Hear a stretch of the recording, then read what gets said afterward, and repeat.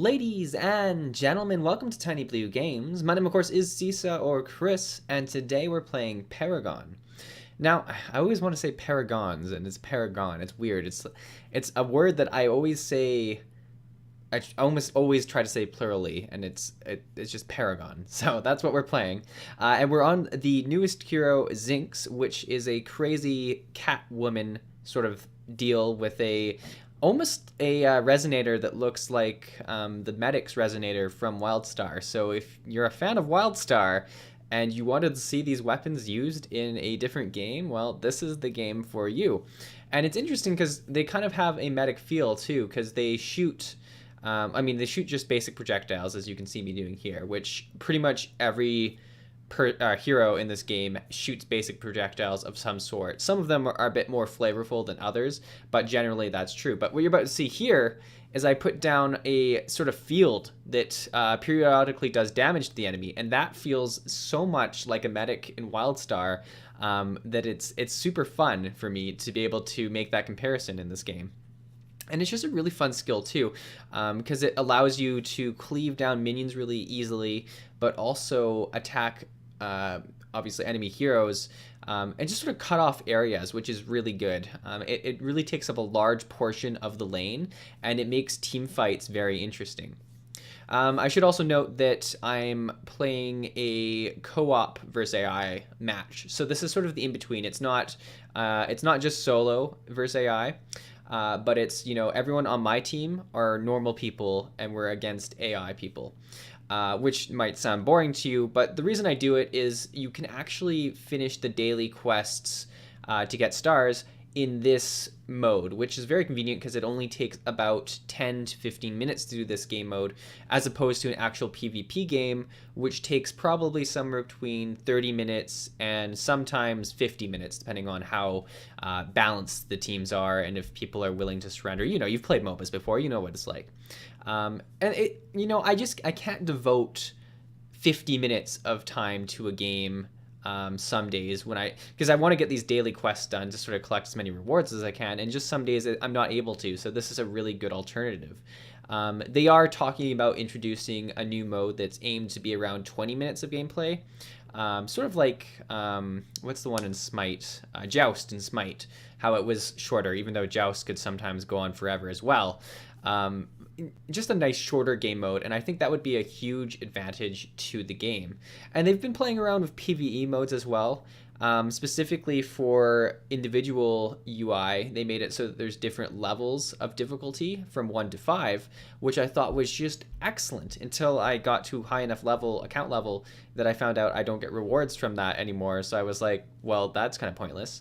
I actually think that they should really allow you to still get rewards from solo versus AI, and just have it so that you only get rewards for playing very difficult enemies. Maybe even take it from level 1 to 10 now and say, levels 5 plus allow you to get rewards if you are a high enough account level. Because to be fair, like the rewards that you're getting from this, it's just chances at skins and stuff like that. It's more of a daily login. There's daily login rewards as well, but it's like your daily activity reward, right? It's nothing crazy. You can't farm it. I guess that's what I should say. You can do it once per day, but you can't do it over and over again. Did you just see me get ganked here? I got ganked by bots. It was crazy. I was absolutely terrified. I was backing and trying to give you guys a little bit more view of the character, and the jungler jumped on me, so that was just crazy. And died for it. So, what are you going to do? But it's a fun game. So I guess I should talk about, I've been playing this game pretty casually, probably the most casual. Well, some of the really old MMOs that I played for that MMO history video, I've been playing off and on again, and I guess I play those very rarely. But this game I play once per day probably to try and get the rewards, and then sometimes when I'm hanging with my friends on the weekend, I play it quite a few times in a row.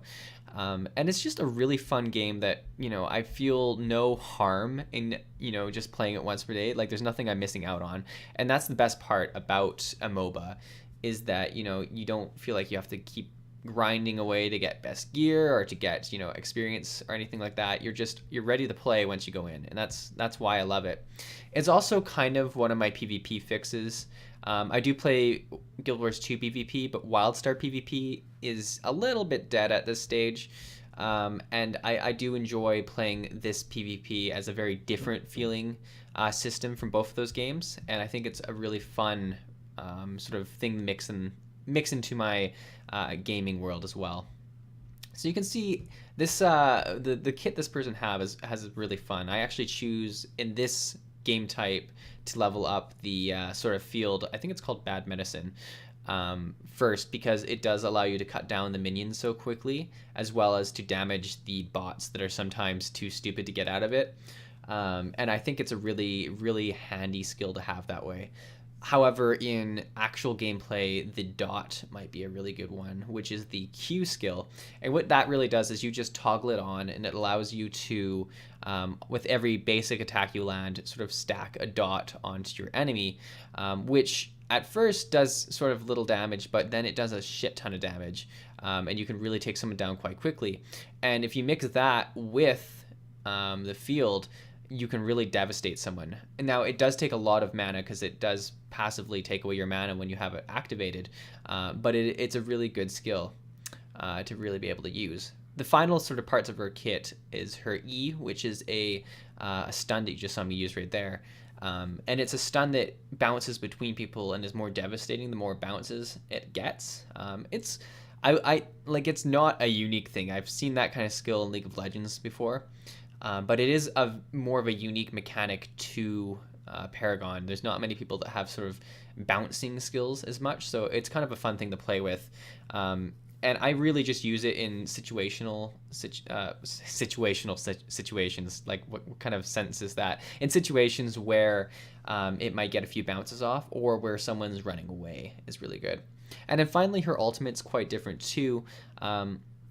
When activated, it makes it so that some of the incoming damage, I think 50% of it, is converted into heals for you.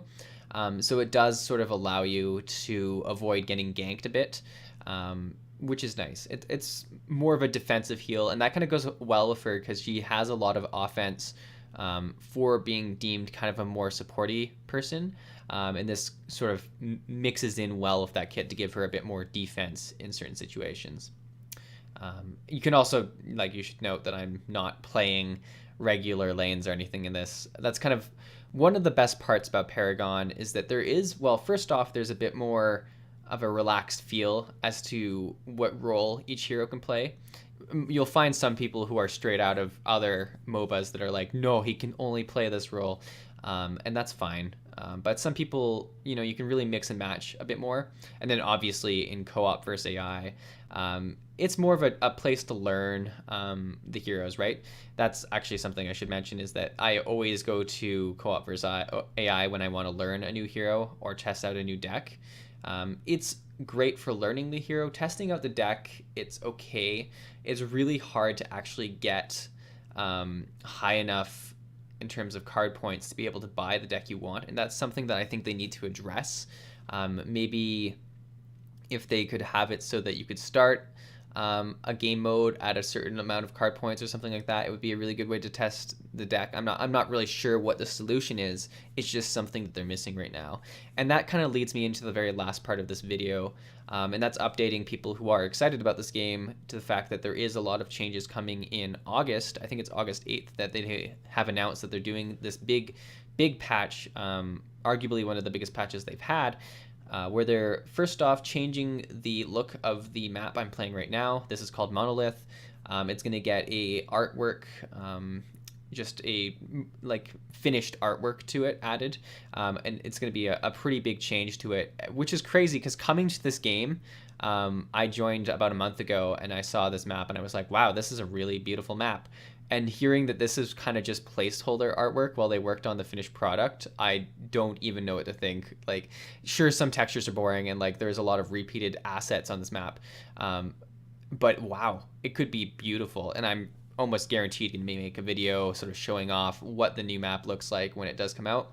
But most importantly, there's going to be some reworks to some heroes and the card system, which some people would say be very important. But most importantly is they're reworking Iggy Scorch, the best hero in this game. I'll definitely do some gameplay on that guy when he gets reworked. And just looking at some of the leaks, I'm not going to spoil too much.